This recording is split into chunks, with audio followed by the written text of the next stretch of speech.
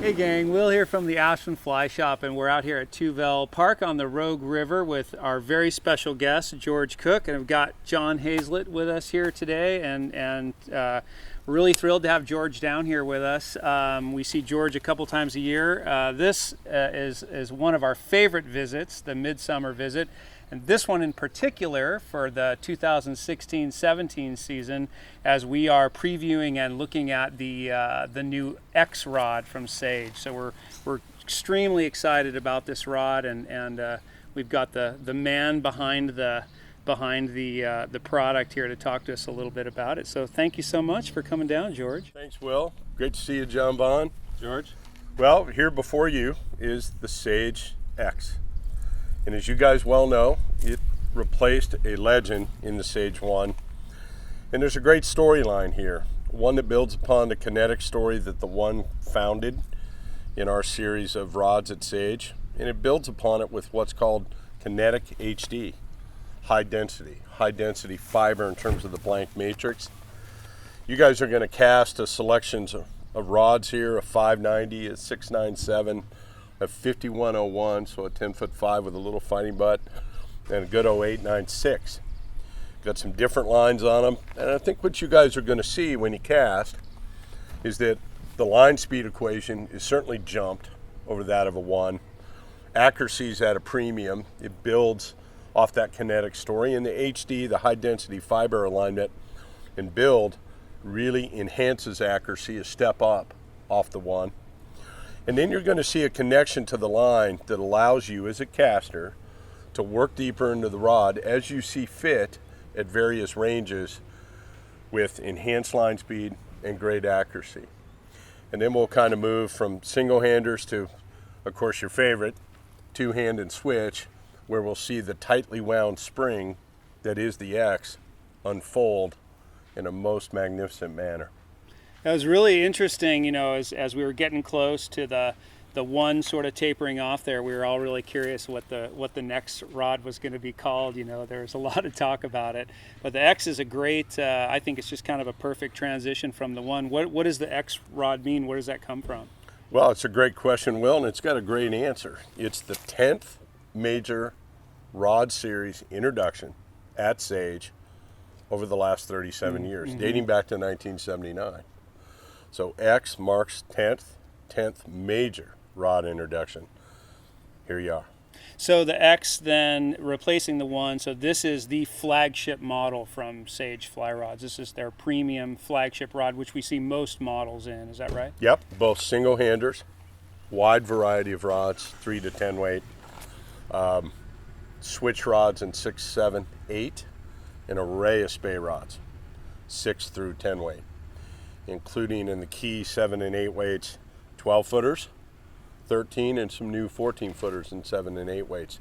Big news there.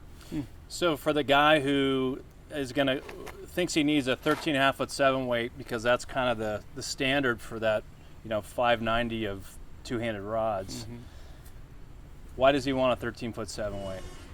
Well, what's interesting, that's a great question. It's a question that's certainly been posed to us. And I'll answer it in the words of our rod designer at Sage, Mr. Jerry Seam, because I posed that very question. Given the popularity of 13.5 foot 7 and 8 weights, 12.5 foot 6, 7 and 8 weights, where you're seeing a shift here to 12, 13, and again a couple of 14 footers. So in this technology package, lightweight, powerful, tremendous line speed is going to be found in these, be it single hander, switch, spey. In that instance, a 12 footer will do anything performance wise that a 12.5 did before it. That transitions to a 13 footer taking over the role performance wise of that of a 13.5.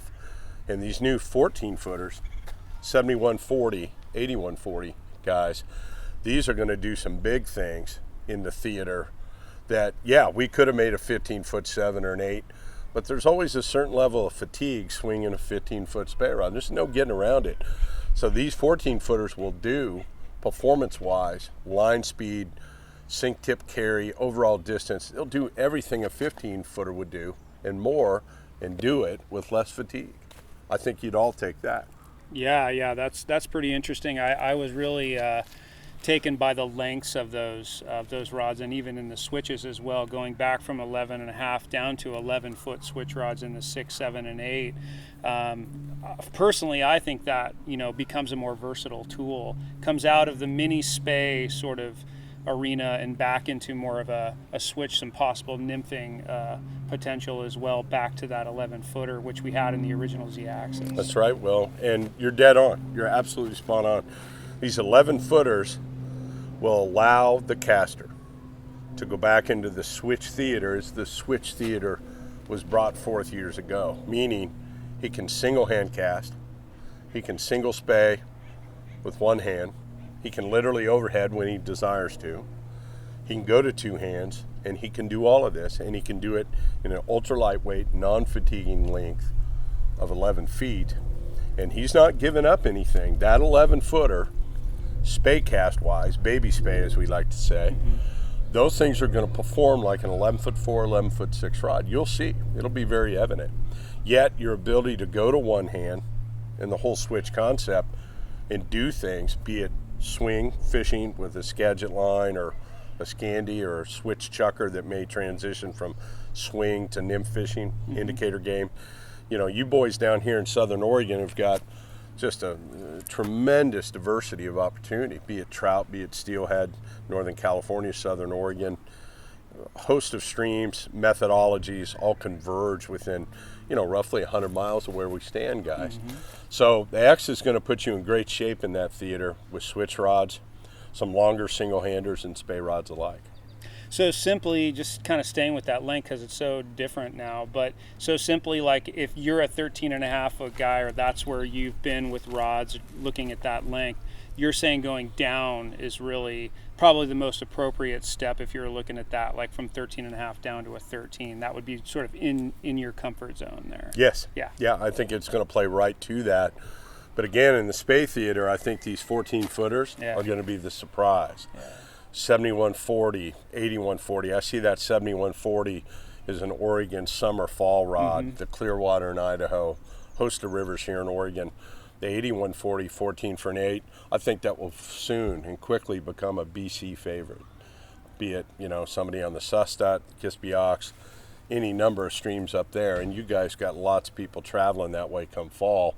So you're going to have a nice lineup to work with. It's going to be a fit for watersheds throughout the Pacific Rim. Yeah, it's a really broad range of rods, like we haven't seen. So yeah, we're thrilled. Yeah, well, thank you very much. We're real excited to cast them, and yeah, I guess let's get to it. Let's do it. All right. Thanks, George. Thanks a lot, George.